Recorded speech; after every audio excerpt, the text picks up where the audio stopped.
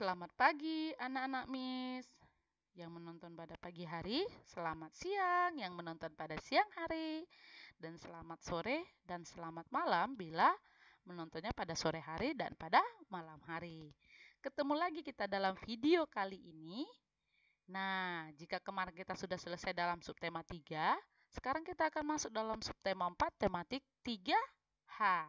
Hari ini adalah hari Kamis 4 Juni 2020 dengan tema Aku Suka Berkarya. Nah, sesuai dengan tema Aku Suka Berkarya, jadi nanti di subtema 4 ini akan banyak sekali anak-anak Miss membuat sebuah karya-karya. Nah, itu menjadi nilai praktek juga, walaupun kita tidak bisa berjumpa, dan walaupun kita secara online, Miss yakin dan percaya anak-anak Miss akan mengerjakan karya-karya dengan luar biasa. Nah, adapun materi kita kali ini, yaitu kita akan belajar tentang dena dan peta. Nah, nanti itu juga kita ada mata angin juga ada di situ. Kita akan mempelajarinya juga. Dan apa sih fungsinya? Kita juga akan belajar. Dan kita juga akan mengetahui bahwa dena itu ternyata lebih kecil ya dari peta. Kedua, kita akan belajar tentang maket. Nah, yang ketiga, kita akan belajar tentang sila kedua dan sila ketiga, termasuk pengamalannya, dan kita akan belajar kupas tentang Pancasila ini, sila kedua dan sila ketiga, dan kita akan belajar tentang peraturan. Nah, kalau tentang peraturan, wah, pasti sangat menarik ya. Baik, yang pertama kita akan, Miss mau tanya dulu, apa sih yang dimaksud dengan dena, peta, dan mata angin? Nah,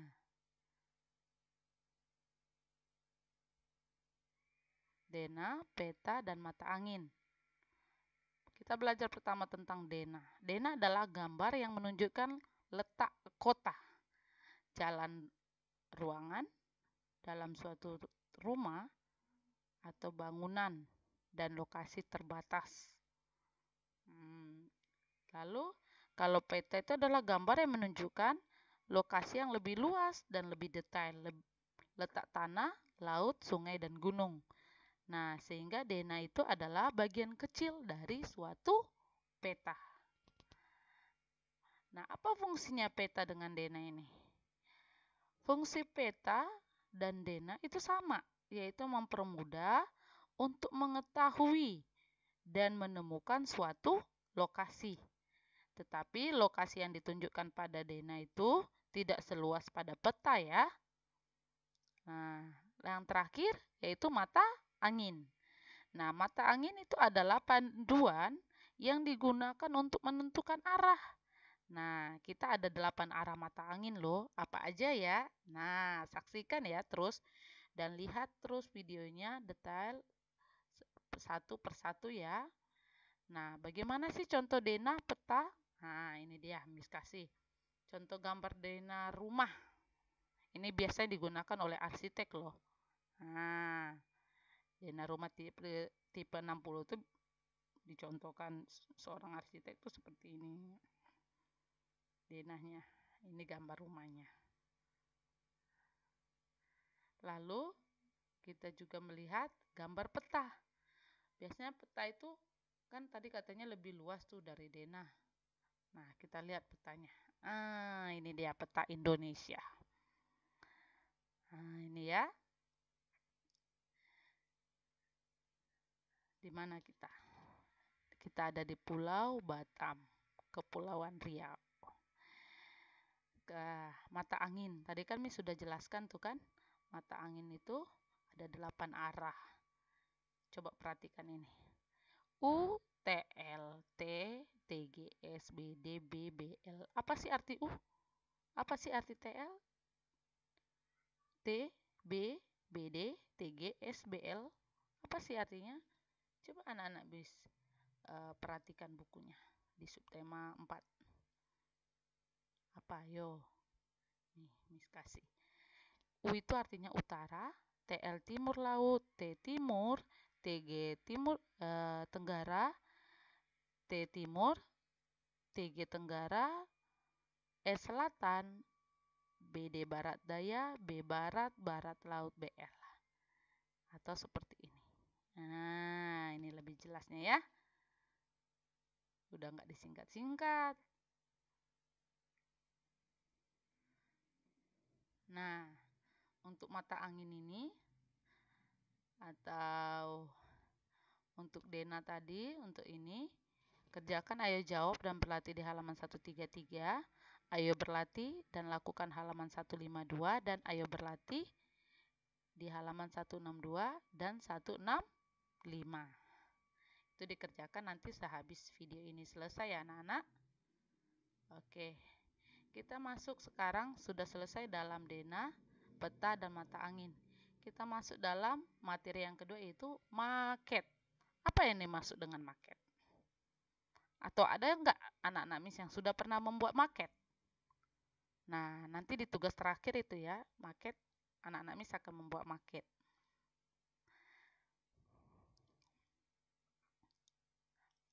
Maket adalah miniatur rancangan yang dibuat dengan skala tertentu agar rancangan lebih mudah dibayangkan secara 3 dimensi.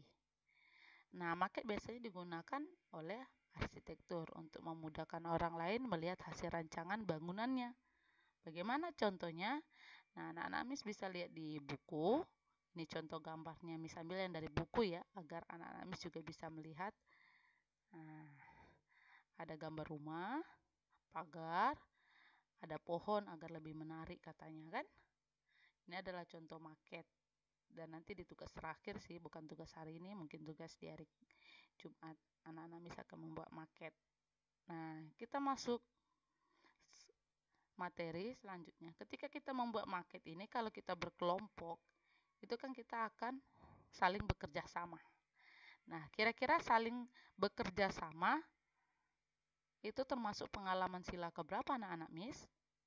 Ayo. Sila ketiga. Ya, benar. Nah, coba lihat Garuda Pancasila ini. Yang mana? Lambang sila ketiga. Yang mana? Ini? Iya, salah, bukan. Yang mana? Ini ya? Oh, salah. Yang ini? Salah. Atau yang ini? Oh, salah. Kalau ini lambang sila keberapa ini? Keempat.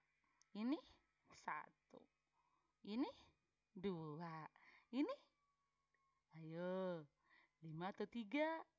Iya, betul 5. Berarti yang ketiga adalah ini. Ya. Jadi, lambang dari sila ketiga itu adalah pohon beringin. Apa bunyi sila ketiga? Persatuan Indonesia. Oke. Jangan lupa loh, walaupun tetap di rumah, belajar online, jangan lupa Pancasila ada 5 itu ya. Walaupun kita tidak upacara lagi. Nah, selain itu apalagi sih contoh pengamalan Pancasila ketiga ini? Kita bisa melihat bersatu, cinta tanah air, saling menghargai perbedaan, rela berkorban untuk negara. Nah, kira-kira apa artinya ini? Pohon beringin ini. Ada artinya sih? Enggak sih pohon beringin ini? Nah, pohon beringin ini ada artinya anak-anak. Pohonnya itu kan besar. Nah, pohonnya besar, itu kan banyak orang berteduh nih di bawah-bawah ini. Nah, itu sama sepertinya rakyat Indonesia yang berteduh di bawah naungan negara Indonesia. Lalu, lihat nih, ada akar-akarnya nih ya. Ada akar, ada salur yang menjalar kemana-mana. Kadang sampai bergantung-gantungan kan, kalau pohon beringin. Apa artinya itu? Nah, artinya itulah keberagaman suku bangsa. Banyak, beragam, tapi tetap menyatu di bawah nama Indonesia. Nah, itu dia artinya. Nah, untuk kali ini, seperti Miss bilang sebelum video sebelumnya, kita akan lebih banyak mengerjakan tugas dari minggu-minggu sebelumnya. Karena apa? Karena kita mau menyelesaikan materi kita. Jadi harapan Miss, karena kita sudah tidak puasa lagi yang berpuasa, harus lebih giat lagi ya. Karena ini mau kenaikan kelas loh. Ayo, siapa yang siap menaikkan kelas, naik level? Nah, kerjakan. Ayo berlatih di halaman 143 dan halaman 159. Oke? Oke. Nah, sekarang coba Miss minta baca tematik 3H halaman 158 dan 159. Ayo coba buka buku tematiknya. Halaman 158 dan 159. Itu ada satu cerita yang menjadi pengamalan juga, pengamalan Pancasila kita. Nah, kita tetap belajar tentang Pancasila nih. Udah baca belum? Oke. Nah, dari cerita tersebut, memang sudah seharusnya setiap manusia untuk hidup saling tolong-menolong. Benar nggak? Nah, jadi sikap saling tolong-menolong itu merupakan pengalaman Pancasila keberapa, anak-anak? Apa Pancasila yang ini? Yang ini, atau ini? Yang mana ya? Tadi kan di video di slide sebelumnya video hari ini tadi sudah bilang yang ini 1, ini 4, ini tadi 3, ini 5. Berarti iya, benar. Jadi sikap saling tolong-menolong itu merupakan pengamalan Pancasila kedua yang dilambangkan dengan rantai apa yo? Rantai emas. Apa bunyinya? Kemanusiaan yang adil dan beradab. Nah, lalu apa sih artinya rantai emas? Coba perhatikan rantai emas ini. Dia ada gelang-gelang dijadiin satu. Ada bentuknya yang bulat, ada bentuknya yang segi 4. Lalu apa artinya? Nah, gambar rantai yang disusun atas gelang-gelang kecil berbentuk segi 4 dan lingkaran berwarna emas ini menandakan hubungan manusia satu sama lain yang harus saling membantu. Nah, tadi Miss bilang ada bentuk kan? Bentuk segi 4 itu melambangkan laki-laki. Lingkaran itu melambangkan perempuan.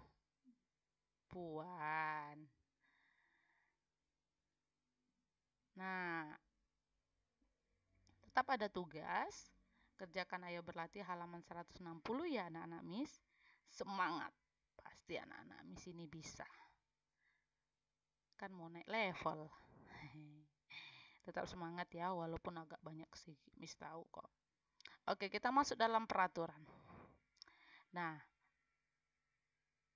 di dalam kelas, di sekolah, di rumah, bahkan di lingkungan tetangga pun kita pasti memiliki yang namanya peraturan. Apa itu peraturan? Peraturan adalah patokan yang dibuat untuk membatasi tingkah laku seseorang dalam suatu lingkup yang disepakati. Jadi peraturan itu udah disepakati terlebih dahulu dibuat, baru dilakukan. Nah, sekelompok orang atau lembaga. Jadi kalau dia melanggar ya akan dikenakan sanksi dong. Namanya kan peraturan yang sudah disepakati.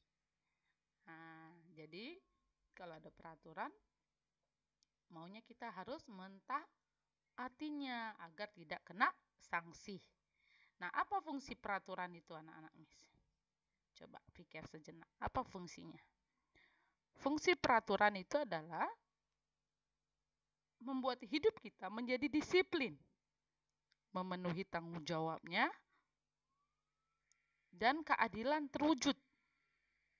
Nah, hidup menjadi tertib, teratur, dan nyaman.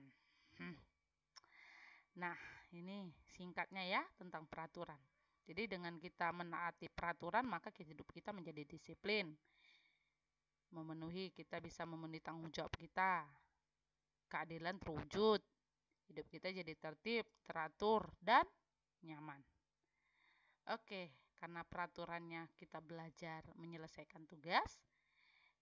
Nah, baca halaman 154 sampai 155 dan kerjakan ayo jawab di halaman 155. Dan satu lagi Miss lupa. Nah, kerjakan juga ya, ayo berlatih di halaman 160. Oke. Sudah mengerti kan anak-anak Miss? Oke. Nah, setelah kita masuk dalam peraturan, peraturan itu kan dibuat untuk mewujudkan suatu keadilan kan? Nah, jadi siapa yang melanggar dia kena sanksi. Nah, kira-kira keadilan sosial bagi seluruh rakyat Indonesia itu sila keberapa ya? Ya, betul, sila kelima. Nah, apa lambang sila kelima? Ayo, sila kelima lambangnya adalah padi dan kapas. Oke, betul. Dan padi dan kapas itu digunakan untuk apa ya? Nah, untuk memenuhi kebutuhan dasar setiap manusia, yakni pangan dan sandang. Nah, yang mana padi dan kapas? Ini tadi namanya apa? Pohon beringin, betul. Ini bintang, betul. Ini kepala banteng, betul. Ini rantai emas. Berarti padi dan kapas yang mana? Ini. Oh, salah, Miss. Yang mana? Iya, betul ini. Ini adalah lambang dari padi dan kapas. Ya. Nah, apa aja contoh-contoh pengamalan sila kelima? Nah, ini dia. Berlaku adil terhadap sesama, suka bekerja keras, tidak boros, dan masih banyak lagi yang lain. Nah, kerjakan ayo diskusi halaman 155 dan 156 ya anak-anak Miss. Nah, itu jangan lupa tugasnya. Dan bunyi Pancasila tadi kan keadilan sosial bagi seluruh rakyat Indonesia. Nah, tujuan utama sila kelima adalah kemakmuran untuk rakyat Indonesia dengan adil. Jadi, kerjakan ayo diskusi 155 dan sampai 156. Oke anak-anak Miss? Oke, jadi jangan lupa ya setiap slide-nya diperhatikan ada tugas atau enggaknya. Memang sih agak lebih banyak, tapi Miss percaya anak-anak Miss pasti bisa. Karena kita kan mau kenaikan kelas. Nah, jadi jangan lupa kerjakan tugasnya ya. Dan sampai jumpa video selanjutnya. Bye-bye anak-anak.